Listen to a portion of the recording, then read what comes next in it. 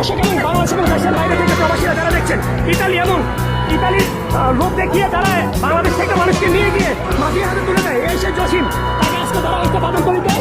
সেই লোকটাকে আপনারা চিনে রাখেন। আর এমনভাবে শেয়ার করে সে যত জায়গায় যাবে দেখেন, ওর ভিতরে কোনো অনুশোচনা বোধ নাই।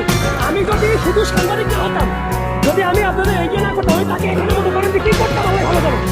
এদের মানে মনের ভিতরে দয়া দয়া কিছু না, এরা খুবই নির্দিষ্ট মানের মানুষ। এদেরকে চিনে রাখেন। এরা মানুষকে মানুষ মনে করে না, এরা মানুষকে মানুষ মনে করে না। এই সে জসিম দেখেন, তার চেহারা দেখেন, চেহারার অবস্থা দেখেন। এদের থেকে সতর্ক থাকবে। যারা লিবিয়া থেকে ইতালি যেতে চান, আমি আপনাদেরকে আবারও বলি, সঠিক মানুষ তারা কথা যাবেন না। এদের হাতে বললেই এরা লক্ষ লক্ষ টাকা মানুষের খাবে, তারপর আপনাদের মৃত্যু 100%। আপনাদের জীবনের কোনো মূল্য থাকবে না, এরা এত টাকা। তো এদেরকে যারা সাহায্য করতে চেয়েছে, ভাই এরা হচ্ছে কি জানেন, এরা মূল কথা হচ্ছে এদের কাছে টাকা আছে। যেখানে টাকা দিবে সেখানে সব চেঞ্জ হয়ে যায়।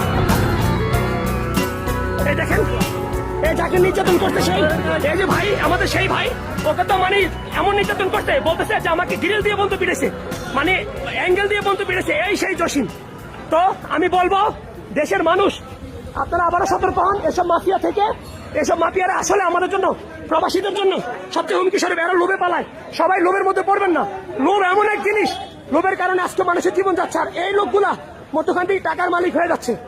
আর তারা আজকেও সে টাকার জন্য আসছে এক জায়গায়, সে চিন্তা করছে যে এখানে আসলেও টাকা পাবে, তারপরে ওকে হাত পেতে ধরা হয়েছে।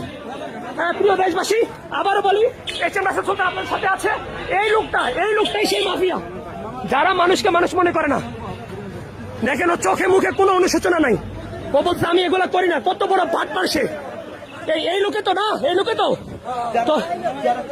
হ্যাঁ।